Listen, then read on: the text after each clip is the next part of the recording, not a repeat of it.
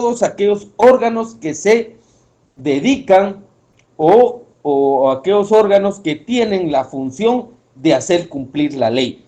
Recordemos nosotros que por mandato constitucional el encargado o el ente encargado de hacer cumplir la ley es la Corte Suprema de Justicia, que la hace a través de los órganos jurisdiccionales que son, que es el organismo judicial, a través de los diferentes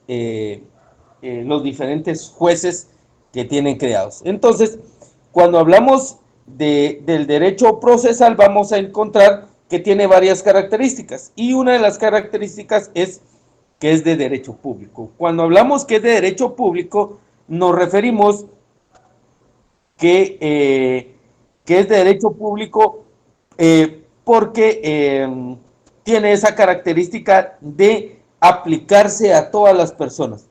El derecho procesal se aplica a todas las personas y es aplicable en todos los ámbitos. Además de eso, también tenemos que es derecho formal. Cuando hablamos de derecho formal, vamos a recordar que cuando hablamos de formal, siempre vamos a entender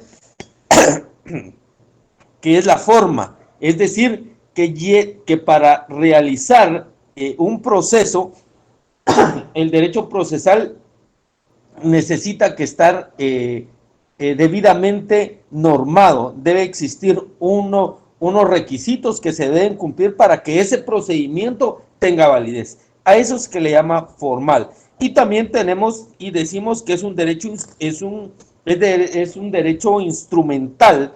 Cuando hablamos que es instrumental, es porque se refiere de que el derecho procesal se entiende que es un instrumento que utiliza los órganos jurisdiccionales para hacer cumplir la ley. No puede utilizarse el derecho procesal si no existe alguna base o algo que quiera aplicar. Es decir, cuando uno quiere hacer valer un derecho establecido en la ley, utiliza el derecho procesal para hacerlo. Entonces, por eso se dice que el derecho instrumental solo es un instrumento. Y también se dice que es un derecho autónomo. Cuando hablamos y decimos que es un derecho autónomo, se refiere a que el derecho procesal tiene sus propias características. Es decir, el derecho procesal tiene sus propias normativas, tiene sus propios principios, tiene sus propias características que de alguna manera son independientes.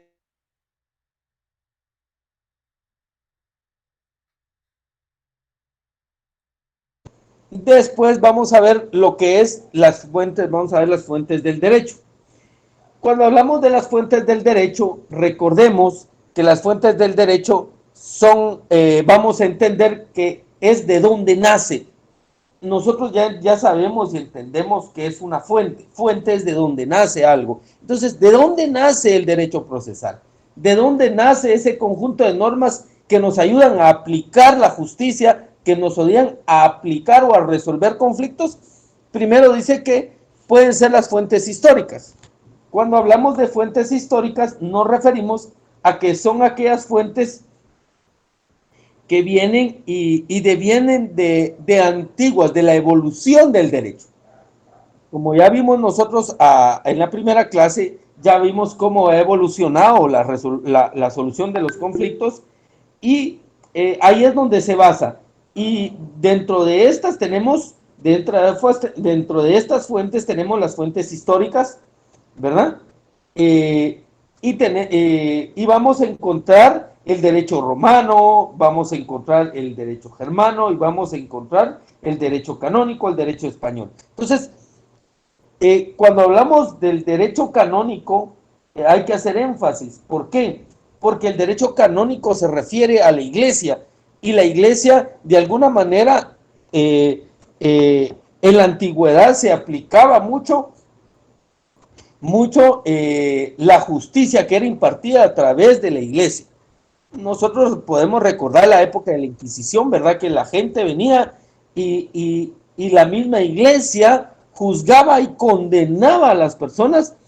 Ahí es donde donde vemos que el derecho canónico ha sido fundamental en establecer esta forma de la evolución del derecho procesal.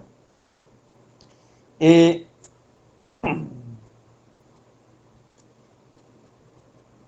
También tenemos las fuentes legislativas.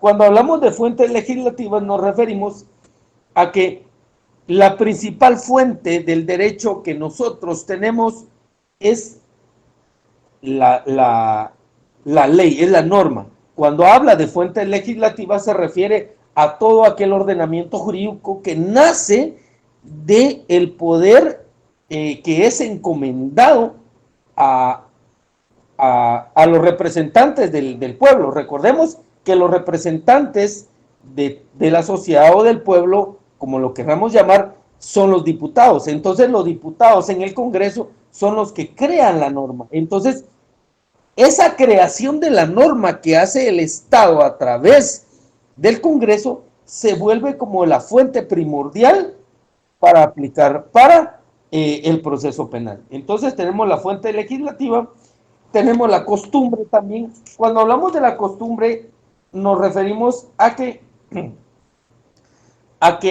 también el hecho de que por ejemplo, en la sociedad se tienen ciertas costumbres, ayudan al derecho a evolucionar y ayudan al derecho para que en esa evolución que tenga sea una manera más justa de aplicar la norma, es decir, de crear normas que ayuden a aplicar la justicia, ¿verdad? Es decir, a aplicar todas esas leyes y nos va a ayudar. Y también vamos a encontrar los principios generales del derecho. Dígame. Lo que tú estabas diciendo en el chat le iba a decir de que no. Sí, se están entrando unos a clase.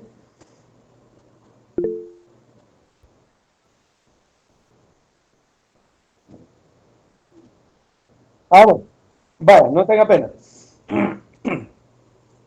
De ahí tenemos la jurisprudencia.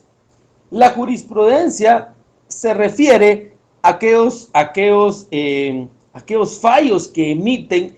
En Guatemala tenemos la jurisprudencia como aquellos fallos que emite la Corte Suprema y la Corte de Constitucionalidad relacionados con una misma resolución, es decir, fallos en una misma línea. ¿Qué quiere decir eso? Quiere decir que los órganos jurisdiccionales, como es la Corte Suprema de Justicia y la Corte de Constitucionalidad, ya emiten varios fallos que en una misma línea se vuelven ley, ¿verdad?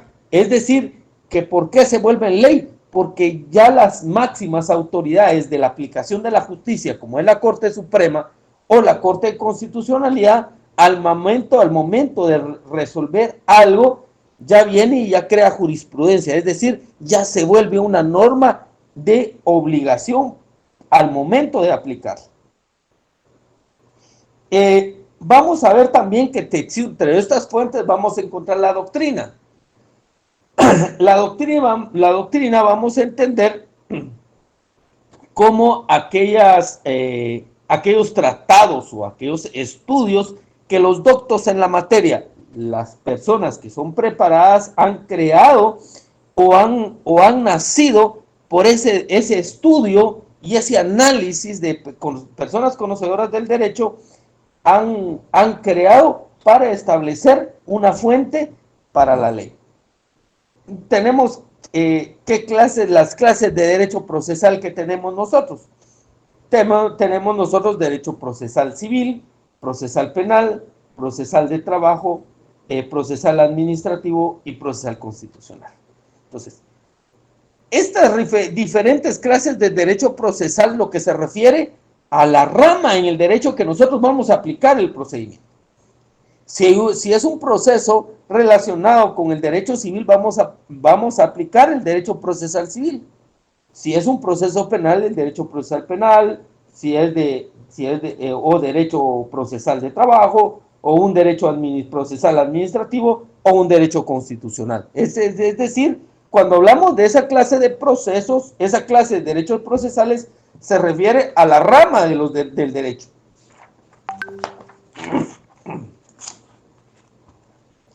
Ahora vamos a hablar ya detenidamente, ya no del derecho procesal, sino que de la ley procesal. ¿Qué es una ley procesal? Cuando hablamos de la ley procesal, vamos a ver que esa ley procesal es aquella que vamos a aplicar o que se va a aplicar para resolver el conflicto. Y vamos a ver, la ley procesal se refiere a algo que se va a platicar, se va a aplicar al momento de resolver un conflicto. Por eso es que vamos a ver que dentro de la ley procesal existe una clasificación. Y esa clasificación la vamos a entender primero por la aplicación.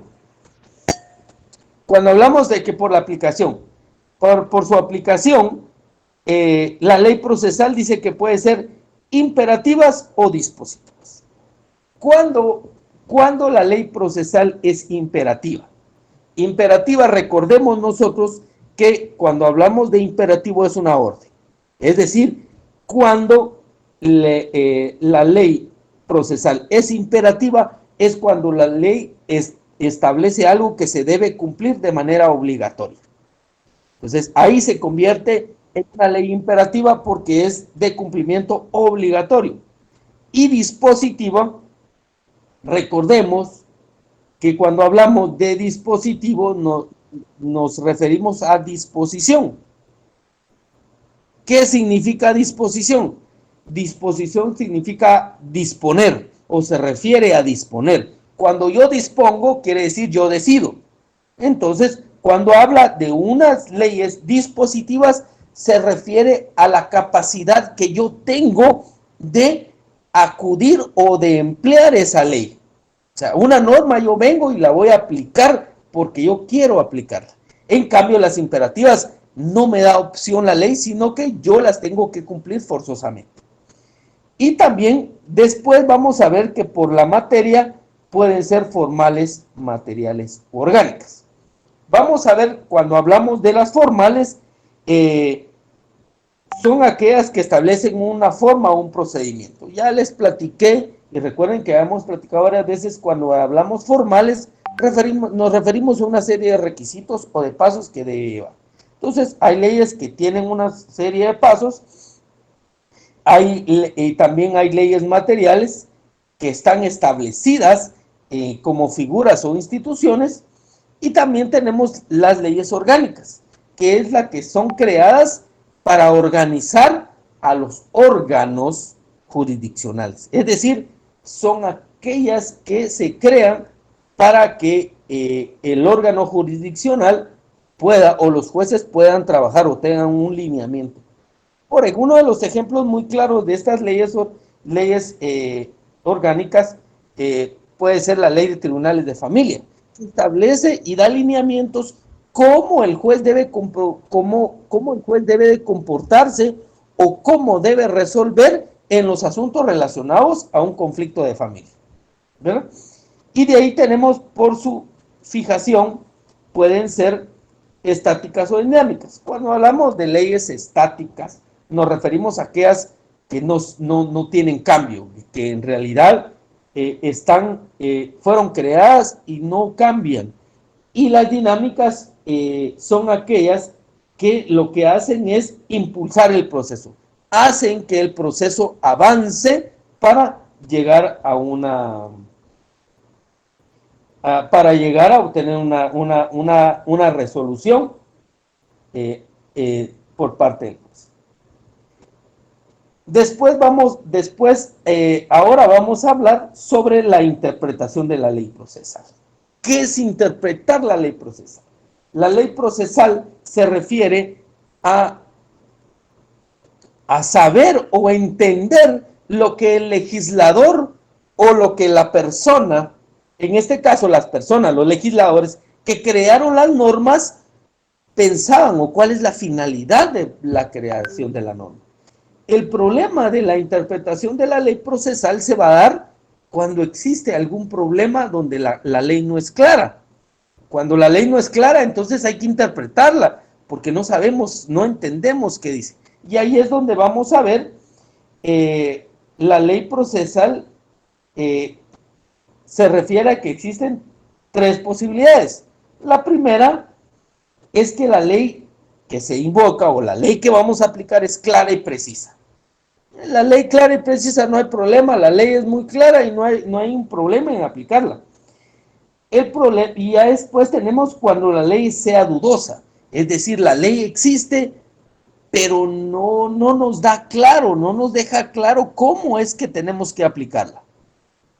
Y también se da cuando no existe una ley que aplicar. Es decir, no hay una ley que se pueda aplicar y entonces los órganos jurisdiccionales tienen que de alguna manera solucionar este problema, porque no pueden dejar de aplicar la justicia. Uno de los ejemplos muy claros de que cuando no existe una ley que aplicar en los procedimientos, yo siempre le he dicho que es relacionado, por ponerles un ejemplo claro, cuando en el derecho procesal penal existe un artículo que habla y dice que cuando un vehículo, un ejemplo, un vehículo es decomisado por las autoridades, dice debe ser devuelto ya cuando se han terminado las investigaciones, debe ser devuelto a su propietario. La ley dice, pero no dice la ley cuál es el procedimiento para devolverlo. No hay un procedimiento. Entonces, como solo le dice al juez, mire, la ley le dice al juez, cuando ya se haya realizado las investigaciones, usted se lo devuelve. Pero de qué forma se lo va a devolver no establece. Entonces, les voy a poner un ejemplo. En primera instancia, aquí en San Benito, si usted quiere pedir la devolución de un vehículo, usted viene y solicita una audiencia. En esa audiencia, usted verbalmente le solicita al juez que le dé, el abogado verbalmente le solicita al juez en la audiencia que le devuelva el vehículo, ¿verdad? Y después el juez viene y resuelve y lo devuelve dándole audiencia al Ministerio Público. En ese momentito ordena o deniega la petición. Pero sin embargo, en un juzgado de paz, si usted viene y igual tiene su vehículo ahí, usted lo hace a través del memorial. Usted le presenta un memorial al juez, el juez le resuelve y se lo devuelve. Entonces, si ustedes se dan cuenta, es lo mismo, ¿verdad? Hay dos hechos, sin embargo, es lo mismo. Sin embargo, son dos procedimientos para lo mismo, son dos procedimientos. Hay unos jueces que lo hacen a través de audiencia, a otros jueces que lo hacen a través de memorial. Entonces, en realidad, ¿por qué? Porque la ley no dice, para la devolución del vehículo se señalará una audiencia en la cual se le dará la palabra al que la solicita y seguidamente se le dará la palabra al fiscal, al Ministerio Público para que se pronuncie. No, eso no existe. En el proceso penal sí existe en la primera declaración. Se le da la palabra al fiscal, se le da la palabra a la defensa, y ahí sí está estructurado, pero en la devolución de un vehículo no está estructurado. Entonces, ahí es donde yo quiero que me entiendan cómo funciona cuando no existe una ley. Ahora vamos a ver el objeto de la interpretación de la ley. La interpretación de la ley puede darse de varias maneras. Primero dice como interpretación auténtica, como interpretación judicial y como interpretación doctrinal. Como interpretación auténtica se refiere a la interpretación que hacen las mismas personas o el mismo órgano que creó la ley. Entonces, en nuestro ordenamiento jurídico, quien crea la norma es el Congreso de la República. Entonces, la interpretación auténtica es la interpretación que hace el propio Congreso. La interpretación judicial se refiere a la interpretación que hacen los jueces de esa ley, ¿verdad? ¿Cómo entienden los jueces esa ley? Y la interpretación doctrinaria se refiere a la interpretación que hacen los doctos, o sea, los estudiosos del derecho. De ahí vamos a ver que existe,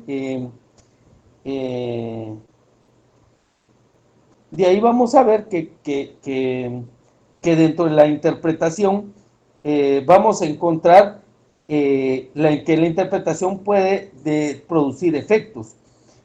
Y cuando de esa interpretación vamos a ver que se puede clasificarse como interpretación extensiva, restrictiva, analógica o declarativa. Vamos con la interpretación extensiva. Cuando hablamos de la interpretación extensiva, nos referimos a qué interpretación que vamos a hacer de la norma, pero entendiendo que la interpretación más allá de lo que nosotros vamos a leer. Les voy a poner un ejemplo de la interpretación extensiva. Ustedes van al parque y en el parque encuentran un letrero, una norma que dice prohibido pararse en la grama. Si ustedes se dan cuenta, existe una norma ahí. La norma dice prohibido pararse en la grama. Si yo vengo y lo interpreto de manera restrictiva, voy a obedecer, dice, ahí está prohibido pararse, pero vengo yo y arranco la grama. Y digo, no, es que la ley me dice prohibido pararse, pero no dice prohibido arrancarla. Pues ahí estoy haciendo una interpretación restrictiva porque solo estoy utilizando lo que estoy viendo en la ley. En cambio, la interpretación extensiva va más allá. La interpretación extensiva va a ver más allá y va a ver la finalidad que tiene la norma, para qué fue creada y los alcances. Entonces, en este ejemplo que les digo, aplicando una interpretación extensiva, vamos a entender que la norma lo que va a pretender es proteger algo. Si dice prohibido pararse en la grama, la finalidad de la norma que es proteger la grama. Y si yo en lugar de pararme la estoy arrancando, le estoy causando un daño mayor a la grama. Por lo tanto, estoy incumpliendo la norma, porque aunque la norma no me prohíbe arrancarla, pero me prohíbe pararme, y entonces el arrancarla es un daño mayor el que estoy haciendo. Por lo tanto, esa es la forma de interpretar una norma de manera extensiva. ¿Por qué? Porque la norma existe un bien jurídico tutelado, es decir, existe un bien que protege. Cada norma que se crea tiene una finalidad, es que es proteger algo. En este caso, ese letrero, la norma es proteger la grama. Analógica es cuando la norma no es suficientemente clara, se utilizan otras normas parecidas para poder complementar, ¿verdad? Y cuando hablamos con la extensiva, declarativa, lo que se refiere es crear ya una figura o fijar con mayor claridad, dice la ley, es decir, interpretarla y tenerla clara. Dentro de los métodos de interpretación de la ley vamos a encontrar que hay interpretación gramatical, hay interpretación lógica, hay interpretación evolutiva y derecho comparado. Gramatical se refiere al que la interpretación se da textualmente, lo que significan las palabras de conformidad con el diccionario de la Real Academia Española, el diccionario de la Real Academia. Esa es la interpretación. La lógica ya sabemos nosotros y entendemos que es un método lógico de interpretación, o sea, cómo llevar a las premisas. Y tenemos el método evolutivo en la interpretación evolutiva cuando se refiere a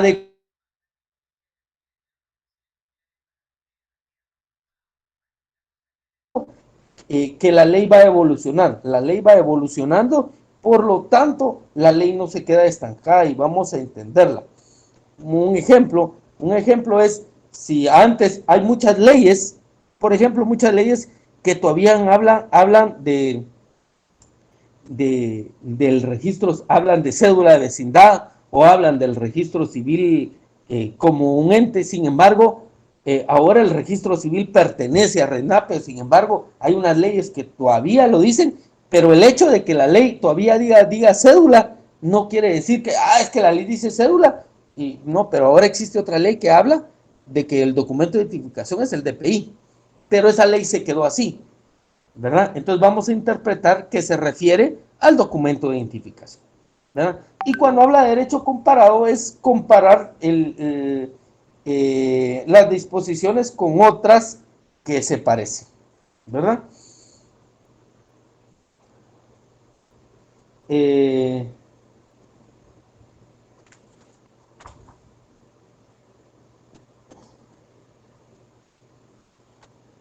integración. Y por último, vamos a ver lo que es la integración de la ley procesal. Cuando hablamos de la integración de la ley procesal, se refiere a que el ordenamiento jurídico debe interpretarse de una manera donde todas las normas del derecho procesal se deben concatenar, se deben unir. Es decir, yo no puedo aplicar una ley procesal solo un artículo, sino que lo debo interpretar en el sentido de todo el ordenamiento. O sea, la interpretación de la ley la voy a hacer estableciendo no solo la interpretación de un solo artículo, sino la interpretación de este artículo unido al demás ordenamiento jurídico que complementa esa aplicación, ¿verdad? Entonces, eso es lo que se refiere la integración de la ley, ¿verdad? Porque se van complementando unas con otras para poder cubrir esos vacíos o esas lagunas que se van creando, que una ley deja, otra ley viene y las va a complementar. Eh, eh, Esto es lo que tenemos contemplado para la clase de hoy. No sé si tienen alguna duda con respecto a estos temas que vimos el día de hoy.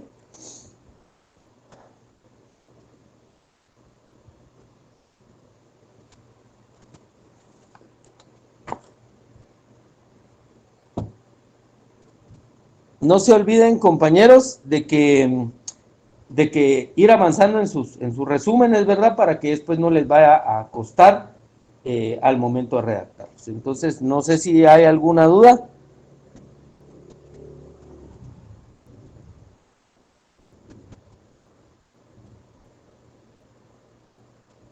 Bueno, si no hay dudas, entonces creo que dicen el que cae otorga. Espero que les haya gustado la clase del día de hoy. Eh, la otra semana vamos a tocar algo muy importante que va a ser la aplicación procesal de la ley en el espacio.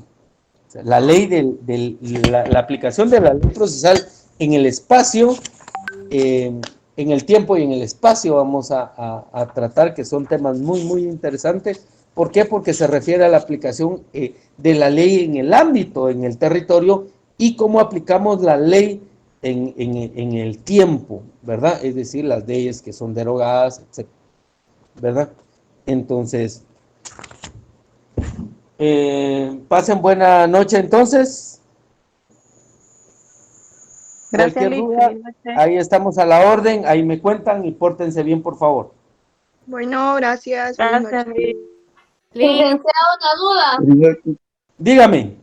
Mire, de este tema bueno, de los temas que nos habló ahorita, ¿también de eso tenemos que hacer resumen o solo de lo Sí, que había no, dejado? no, ustedes tienen que hacer resumen de cada clase, porque Oh, esa es su zona, va, está bien, muchas gracias. esa es su zona. Vaya. Gracias por la aclaración, Lee. Ahí estamos a la orden. Pase buena noche. Feliz noche. Feliz noche. Feliz noche. Feliz noche. Bye. Sí. Bye. Bye.